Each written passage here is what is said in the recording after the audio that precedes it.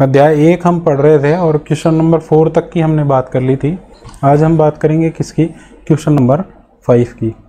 देखिए क्या है क्वेश्चन नंबर 5। क्वेश्चन नंबर 5 है कि निम्नलिखित प्रत्येक में गुणन के अंतर्गत उपयोग किए गए गुणधर्म का नाम लिखना है। क्या लिखना है? Name the property under multiplication used in each of the following. ठीक है, तो सवाल तो हल ही है, हमें तो क्या देखना है, खाली ये देखना है कि जैसे ये वाला जो एग्जाम्पल है, ये वाला जो एग्जाम्पल है, या मैंने कहा कि 5वें क्वेश्चन का जो फर्स्ट पार्ट है, इसमें कौन से गुणधर्म का उपयोग हुआ, कौन से गुणधर्म का उपयोग हुआ। तो मैं एक बार सवाल यहाँ लिखता हूँ कि -4/5 into 1 is equal to 1 into -4/5 is equal to कितना दे रखा है, -4/5 दे रखा है। अब देखो यहाँ भी 1 से मल्टीप्लाई हुआ, यहाँ भी 1 से मल्टीप्लाई हुआ, ये जो संख्या है यहाँ भी सेम है और यहाँ भी सेम है। इसका मतलब मैं कह दूँ कि अगर इस संख्या को हमने किससे मल्टीप्लाई किया, 1 से मल्टीप्लाई किया, और फिर बाद में क्या किया, इसको वापस 1 से मल्टीप्लाई करके यहाँ क्या लिख दिया, -4/5 लिख दिया। इसका मतलब इसमें कौन कौन से गुणधर्म जो हैं वो यूज हुए हैं। देखो एक तो ये है कि इसमें क्रम विनिमयता भी यूज हुआ। पहले क्या किया, a into B is equal to B into A भी हुआ। तो मैं कह सकता हूँ इसमें क्या हुआ, इसमें क्रम विनिमयता का भी पालन हुआ। अरे क्रम विनिमयता का पालन हुआ। और एक खास गुणधर्म क्या था कि इस एक से हमने इसको गुणा किया, इसका मतलब एक से गुणा किया, इसका मतलब क्या किया हमने, अरे आइडेंटिटी एलिमेंट है, ये क्या है, गुणन तत्समक है। तो एक क्या है यहाँ, गुणन तत्समक है। तो इसका मतलब कौन सी प्रॉपर्टी हो गई, एक तो गुणन तत्समक वाली प्रॉपर्टी हो गई, एक तो गुणन तत्समक वाली प्रॉपर्टी हो गई कि किसी संख्या को अगर 1 से मल्टीप्लाई करेंगे तो वही संख्या आएगी।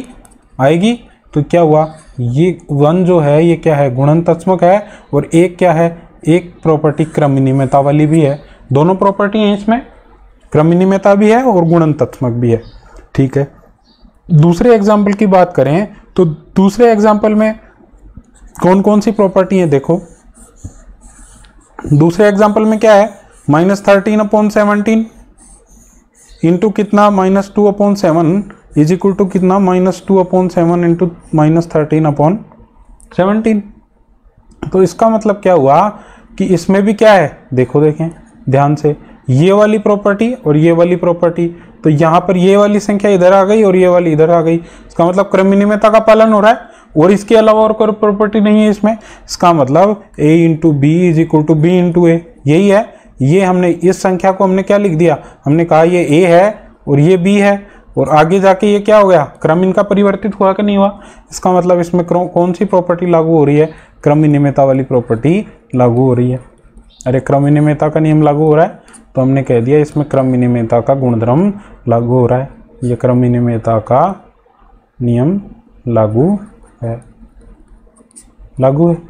ठीक है, ऐसे ही बात करें इसकी, क्वेश्चन नंबर 3 की बात करें तो इसमें क्या है, देखो ये -19/29 गुणा कितना, 29/-19 और इज इक्वल टू कितना, 1। तो देखो ये जो संख्या थी ये चेंज हुई, क्या अंश बटा हर हो गया। इसका मतलब क्या हुआ कि जब कोई संख्या चेंज हो गई, इसका मतलब क्या है, रेसिप्रोकल हो गया। और ये वाला जो है ये रेसिप्रोकल हो गया, इसका प्रतिलोम है कि नहीं है, इस संख्या का प्रतिलोम है कि नहीं है ये। और -19/29 का प्रतिलोम हम कैसे निकालते थे, अरे -19/29 का प्रतिलोम हम कैसे निकालते थे, कौन सा प्रतिलोम है, गुणन प्रतिलोम है।